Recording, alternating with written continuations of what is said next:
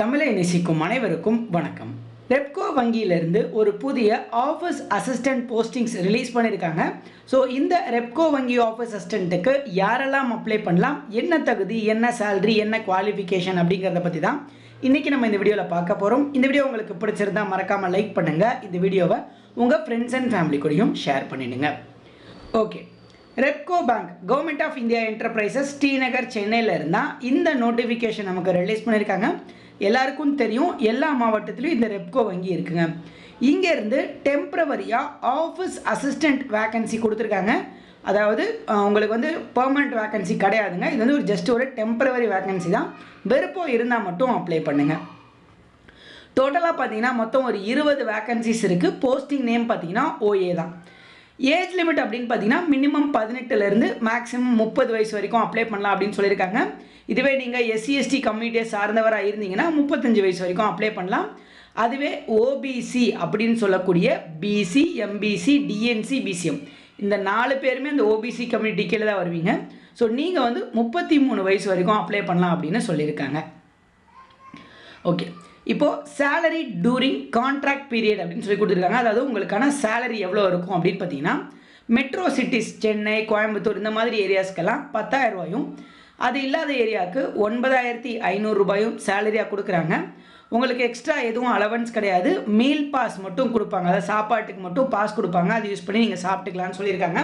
இதை தவிர உங்களுக்கு எக்ஸ்ட்ரா பெனிஃபிட் எதுவும் இல்லை அப்படின்னு சொல்லியிருக்காங்க. ஸோ இதில் கான்ட்ராக்ட் பீரியட் மென்ஷன் பண்ணியிருக்கிறதுனால ஒருவேளை கான்ட்ராக்ட் பீரியட் முடிஞ்சுது அப்படின்னா உங்களை பெர்மனண்ட்டாகவும் மாற்றுறதுக்கு சான்ஸ் இருக்குது. ஸோ அதை ஒரு தடவை நீங்கள் தெளிவாக உங்ககிட்ட கேட்டுக்கோங்க.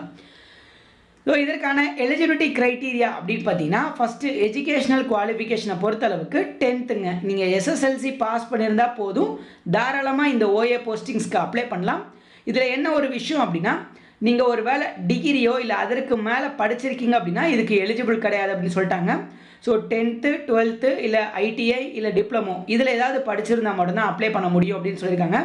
ஒரிஜினல் டிசியை வந்து வெரிஃபை பண்ணிட்டு தான் ஜாயின் பண்ண வைப்பாங்க. ஸோ டிசியில் நீங்கள் ஒரு வேளை டிகிரி முடிச்சிருந்தீங்க அப்படின்னா எலிஜிபிள் கிடையாது. ஒருவேளை டிகிரி வந்து நீங்கள் ட்ராப் அவுட்டாக இருக்கீங்க, டிகிரி படிக்காமல் வந்துட்டீங்க அப்படின்னா நீங்கள் கண்டிப்பாக ட்ரை பண்ணி பாருங்கள். இப்போது செலெக்ஷன் ப்ரொசீஜர், இந்த போஸ்டிங்ஸ்க்கான செலெக்ஷன் ப்ரொசீஜர் ரிட்டன் டெஸ்ட் வச்சு தான் எடுக்கிறாங்க. ஸோ நான் ரிட்டன் டெஸ்ட்டுன்னு சொல்கிறதுனால தான் அகெயின் சொல்கிறேன், கான்ட்ராக்ட் முடிஞ்சதுக்கப்புறம் பெர்மனன்ட் பண்ணுவாங்களான்னு ஒரு தடவை கேட்டுக்கோங்க. ரிட்டன் டெஸ்ட்டை பொறுத்தளவுக்கு உங்களுக்கு சென்னையில் தான் இந்த ரிட்டன் டெஸ்ட் நடக்க போகுது அப்படின்னு சொல்லியிருக்காங்க. அப்ளை பண்ணுறதுக்கான லாஸ்ட் டேட் வந்து 10/7/2024 அடுத்த மாதம் 10ஆம் தேதி வரைக்கும் கொடுத்துருக்காங்க. ரிட்டன் டெஸ்ட்டுக்கான கால் லெட்டர் எல்லாமே இன்டிமேட் பண்ணுவோம் அப்படின்னு சொல்லியிருக்காங்க. இமெயில் மூலமாக அனுப்புவாங்க, அப்படி இல்லைனா உங்களுக்கு லோக்கலில் போஸ்ட் மூலமாக அனுப்புவாங்க. ஸோ இந்த ஜாபுக்கு நீங்கள் ஜாயின் பண்ணுறதுக்கு இன்னும் சில டேர்ம்ஸ் அண்ட் கண்டிஷன்ஸ் இருக்குது அப்படின்னு சொல்லியிருக்காங்க. என்னென்ன டேர்ம்ஸ் அண்ட் கண்டிஷன்ஸ் பாருங்கள். உங்களுக்கு நல்ல உடல் ஆரோக்கியம் இருக்கணும். ஆண்களாக இருந்தாலும் சரி, பெண்களாக இருந்தாலும் சரி, நல்ல உடற்தகுதி இருக்கணும். கண்டிப்பாக உங்களுக்கு சைக்கிள் ஓட்ட தெரிஞ்சிருக்கணும். 2 வீலர் லைசன்ஸ் இருக்கணும் அப்படின்னு சொல்லியிருக்காங்க. ஸோ உங்ககிட்ட 2 வீலர் லைசன்ஸும் கண்டிப்பாக இருக்கணும் அப்படின்னு சொல்கிறாங்க. எஸ்சி/எஸ்டி ஓபிசி கேண்டிடேட்டாக இருந்தீங்கன்னா உங்களோட கேஸ்ட் சர்டிஃபிகேட்டை செல்ஃப் அட்டஸ்ட் பண்ணியிருக்கணும் அப்படின்னு சொல்லியிருக்காங்க. அப்படி இல்லைன்னா ஓபிசி சர்டிஃபிகேட் கண்டிப்பாக வச்சுருக்கணும் அப்படின்னு சொல்லியிருக்காங்க. அதே மாதிரி உங்களுக்கு லோக்கல் லாங்குவேஜ் தமிழ் வந்து எழுத, படிக்க, பேச தெரிஞ்சிருக்கணும் அப்படின்னு சொல்லியிருக்காங்க. ஸோ அதனால் கண்டிப்பாக தமிழ் பேச தெரிஞ்சிருந்தால் மட்டும்தான் அப்ளை பண்ண முடியும்.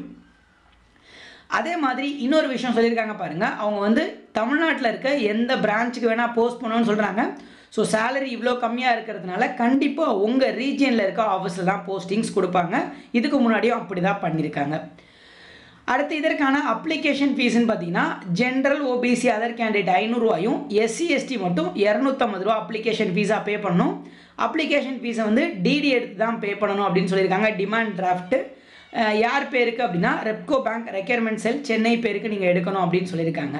ஸோ இந்த போஸ்டிங்ஸ்க்கு எப்படி அப்ளை பண்ணணும் அப்படின்னா, உங்களோட பயோடேட்டாவை இங்கிலீஷில் டைப் பண்ணி அதோட ரைட் சைடு கார்னரில் பார்த்தீங்கன்னா ஃபோட்டோ ஒட்டி அந்த ஃபோட்டோவை நீங்கள் அனுப்பணும் அப்படின்னு சொல்லியிருக்காங்க. ஒருவேளை உங்களுக்கு அப்ளிகேஷன் ஃபார்மேட் தெரிலனா repcobank.com கீழே டிஸ்கிரிப்ஷனில் இருக்க லிங்க்கில் அப்ளிகேஷன் ஃபார்மோட லிங்கே இருக்குது. அதை கூட டவுன்லோட் பண்ணி அதை ஃபில் பண்ணி ஃபோட்டோ ஒட்டி அதோட உங்கள் டாக்குமெண்ட்ஸ்லாம் அட்டாச் பண்ணி இங்கே கொடுத்துருக்காங்க பாருங்கள், இந்த அட்ரஸ்க்கு கொரியர் மூலமாகவோ இல்லை தபால் மூலமாகவோ அனுப்பணும் அப்படின்னு சொல்லியிருக்காங்க. அப்ளிகேஷன் கவருக்கு வெளியே for the post of temporary office assistant அப்படிங்கிறதையும் மென்ஷன் பண்ணி அனுப்பணும் அப்படின்னு சொல்லியிருக்காங்க. ஸோ நான் சொன்ன மாதிரியே பாருங்கள், இது வந்து ஒரு டெம்பரவரி பேசிஸ் எம்ப்ளாய்மெண்ட் தான், பெர்மனன்ட் கொடுக்க முடியாதுன்னு சொல்கிறாங்க. பட் ஒருவேளை அவங்களோட பெர்ஃபார்மன்ஸ் எல்லாமே நல்லா இருந்துச்சு அப்படின்னா கன்சிடர் பண்ணுவோம் பெர்மனண்ட்டுக்கு அப்படின்னு சொல்லியிருக்காங்க, அதுவும் 2 வருஷத்துக்கு அப்புறமா. ஸோ நான் சொன்ன மாதிரி அவங்கள 2 வருஷம் கான்ட்ராக்டில் வச்சு அதுக்கப்புறம் பெர்மனன்ட் பண்ணவும் வாய்ப்பு இருக்குது.